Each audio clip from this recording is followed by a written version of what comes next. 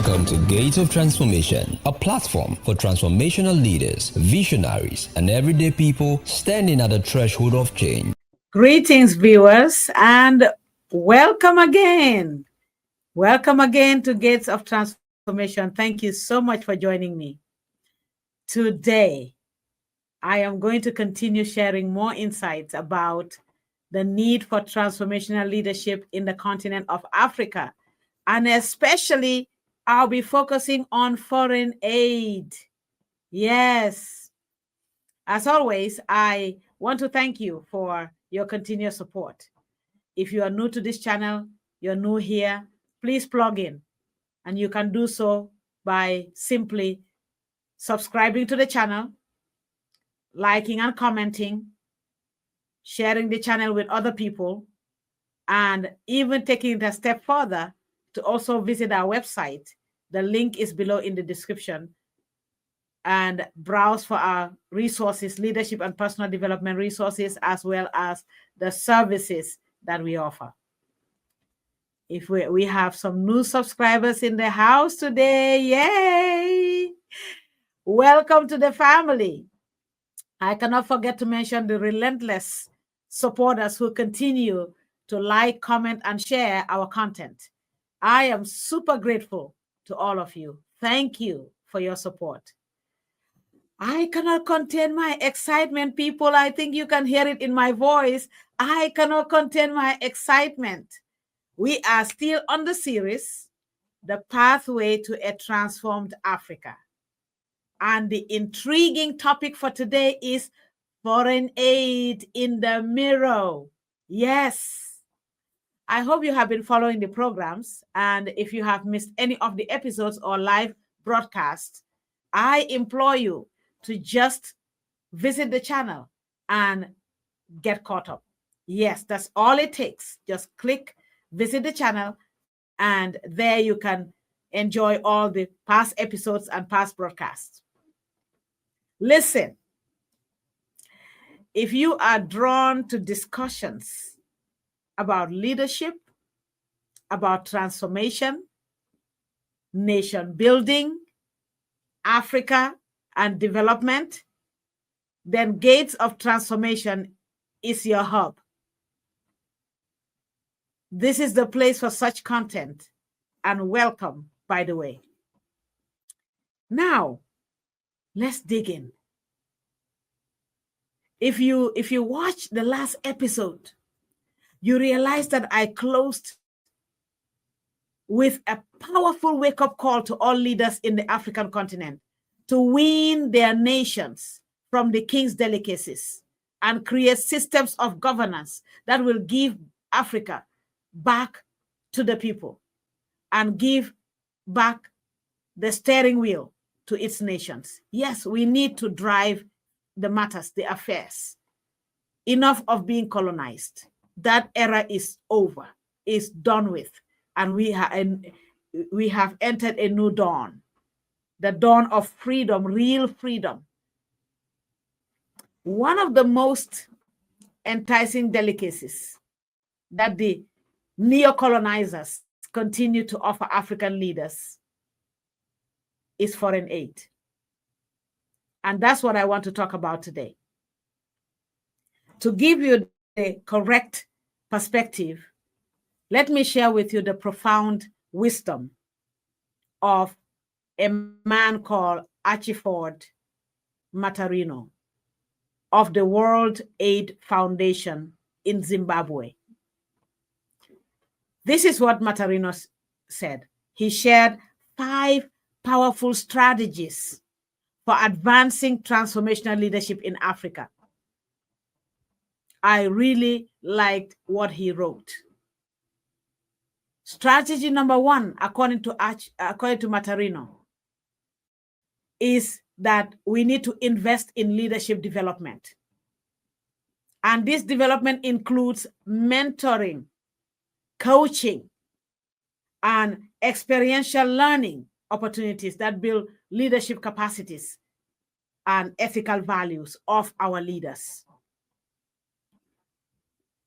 The second strategy that he provided is strengthening institutions and governance systems, which also involves reforms to promote transparency, accountability, and the rule of law, as well as capacity building to enhance public sector effectiveness and responsiveness. Yes, this is what Matarino suggested. Strategy number 3, promoting youth and women's leadership, which are, by the way, driven by the implementation of policies and programs that support youth and women's participation in not only voting, but decision-making processes, leadership roles, and entrepreneurship. Yes. Strategy number 4 by Matarino is fostering a culture of innovation and entrepreneurship, which will require that governments, businesses, and academia create conducive, very conducive environments that support innovation, research, and technology transfer, while also promoting entrepreneurship education and access to finance. Number 5 strategy is leveraging regional and global partnerships, which, by the way, entails African countries strengthening regional integration initiatives, such as, the African Union and regional economic communities, while also engaging constructively with international partners to address common challenges and pursue shared goals. I completely agree with Matarino. And in my view, these 5 strategies all sum up to one pertinent point, which is leveraging the natural, human, and economic resources of nations to build a solid and independent society. That's what it all sums up to. You see, if you are watching me right now, I want you to be careful not to hear me emotionally. I want you to be careful not to judge the conclusion of the matter without hearing the entire matter. This is a series on Africa. This is a series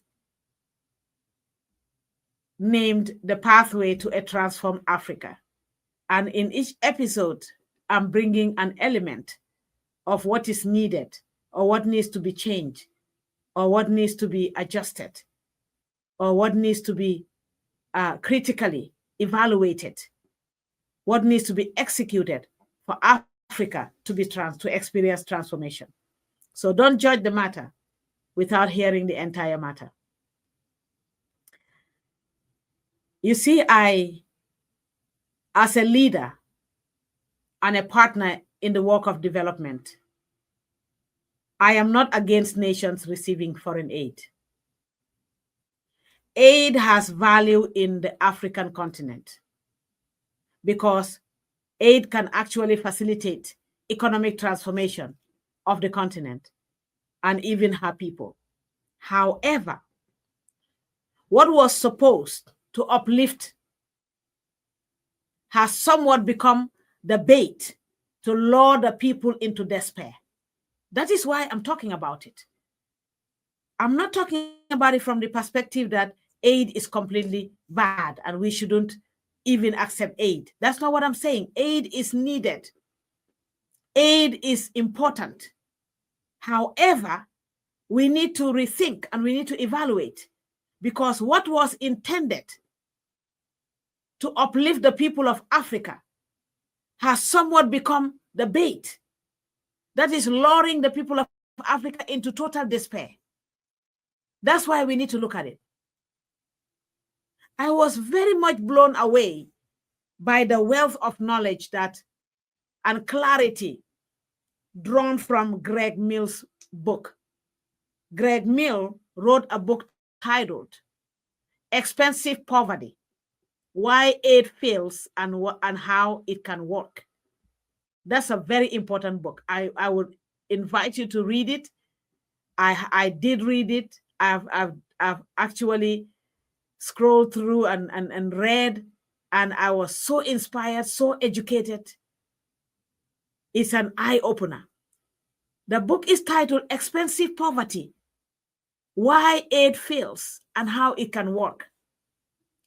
And Mills identified 3 core reasons aid has failed to deliver transformation, the transformation that is expected.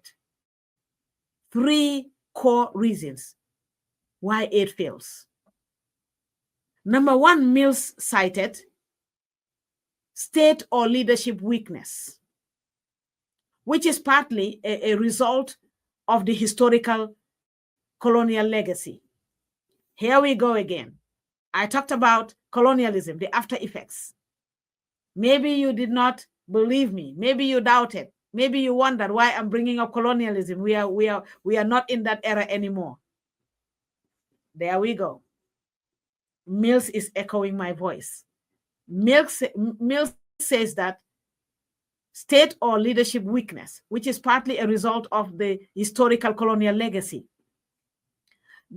What he's saying in a nutshell is that the system that the colonial masters created and handed down to the continent is a detriment to positive transformation. This is the system I was talking about in the previous episode. Number 2, Mills cited corruption. And this is due to the absence of genuinely accountable political systems. There we go again. In the last episode, I talked about systems of governance. Because when effective systems are not in place, the nation becomes a breeding ground for corrupt and unethical practices. Because there are no systems to hold people accountable. Number 3, Mills cited that wrong-headed donors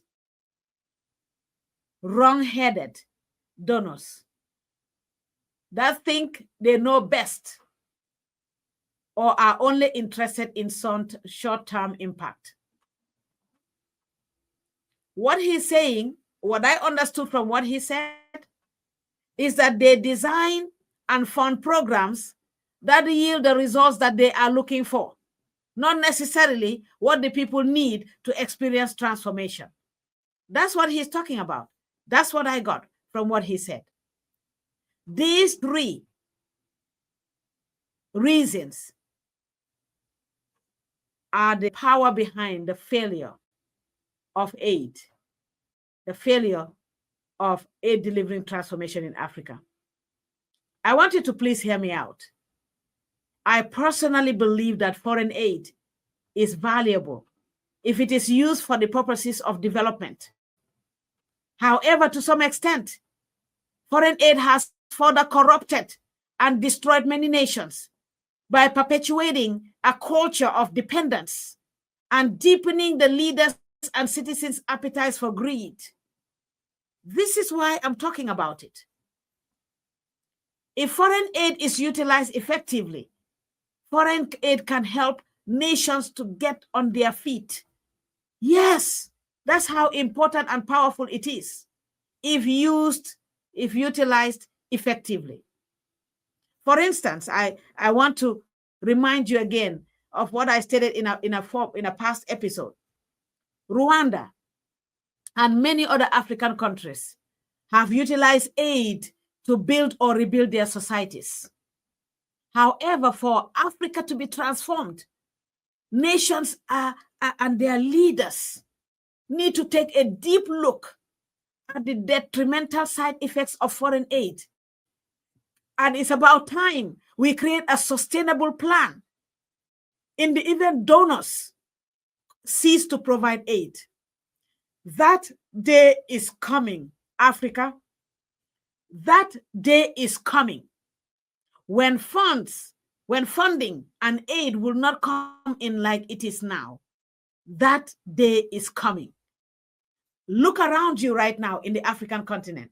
For every nation that is standing up to the colonizer, aid has been cut off.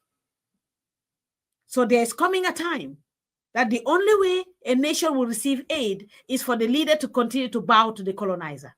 But if the leader stands up against the colonizer or stand up to the colonizer, that aid will disappear. It will cease. And leaders need to be visionary people. Leaders need to think beyond the current situation. If you are thinking beyond today, leaders need to create a sustainable plan. Some nations in Africa today are run on aid. What happens if that aid ceases? What happens if the amount decreases? What happens? I was so motivated when I read an excerpt of an interview of the CEO of Rwanda's development board. This is the lady that was behind Rwanda's development board. She was interviewed. When she was asked about the role that aid played in sustaining the Rwandan government's spending and what would happen should agencies decline in their commitment to provide aid to Rwanda, that day is coming.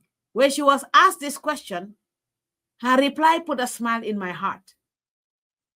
This lady said, "We have never been naive to think that aid is going to be available forever. We have always viewed aid as a means of getting to some sustainability so that the country can build on its own." She also said, "Our approach towards development aid has been exploring the best we can make out of aid today so that we can build the capacity within the country so that Rwandans can stand on their feet in the future."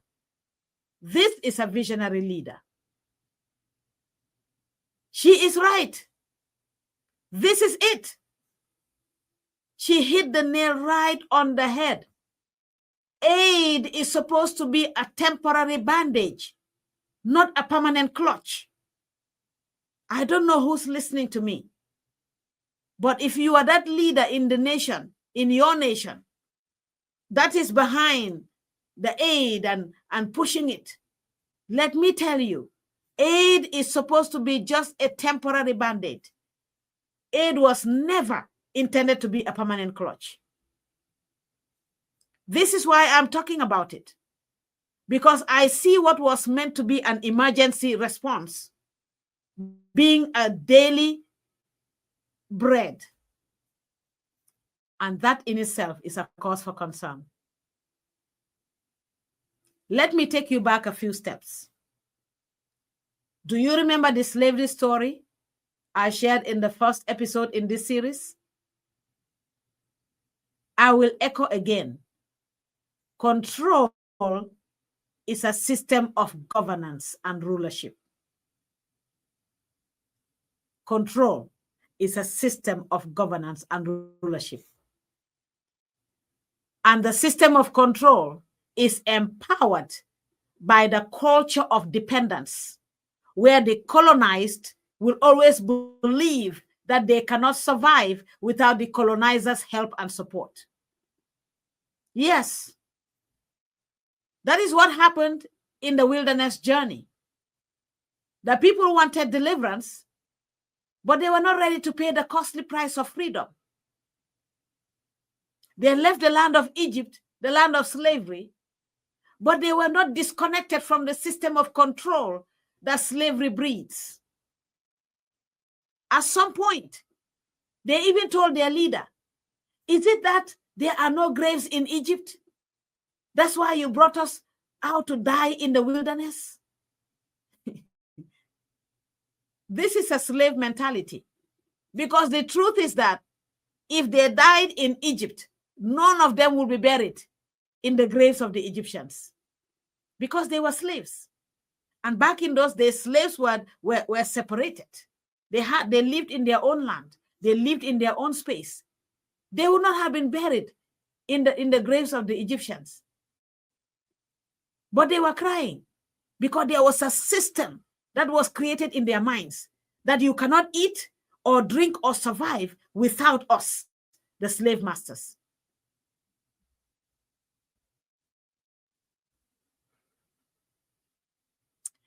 You know, I don't know what you see. And I don't know what you are seeing and will see in your nation or even in this story of slavery. But I see something very profound that I want to share with you. I see a people who were taught to believe that they can only survive when they are fed by the colonial master. And that in itself is a recipe for eternal control and eternal slavery. That mentality alone is enough to lock somebody into slavery for eternity. I will say this as I come to a close. Just like the people in the slavery story, Africa is also struggling with weaning herself from the systems of control that was established from the very foundation of the nations at the time of the Declaration of Independence. Yes, indeed. I don't know what you are saying, but I just hope and wish that you will type your feedback in the comments so we can engage. I would love to engage with you in the comment section to take this conversation further. Control is nothing but a system. And tell you what, it only takes a system to beat a system. That's why I'm talking about the system of governance, the need for rigorous and effective systems of governance in Africa, because it takes a system to beat a system. Listen, Africa, we want freedom. We want advancement. We want a corrupt-free continent. We want to take back the nations. We want to disconnect from the umbilical cord of colonial masters. We want all these things. I can guarantee that some of you are nodding your head saying, yes, it's time for freedom. Yes, it's time for us to advance. Yes, it's time to end corruption in our nation. Some people are even fighting and protesting in the streets of Africa. No more corruption. We are tired. We want that. We want to take back the keys to the 7 gates of influence in the African nations. We want to finally disconnect from the umbilical cord of colonial masters. We want all these things and more. The solution, though, is not found in the conferences and speeches. The solution is in taking action to create systems of governance that can trump dependence, especially dependence on aid and the colonial master. Yes, it will only take a system to trump dependence. I hope that you enjoyed the episode. I did. Can you tell that I'm enjoying myself? I hope you're flowing with me. And thank you so much for staying with me through the end of this episode. We have not ended the series yet, so stay tuned. In fact, there is a second part to Aid in the Mirror. So buckle your seat, fasten it very tight, grab a friend, invite your neighbors, invite your community, invite your leaders, and let's engage.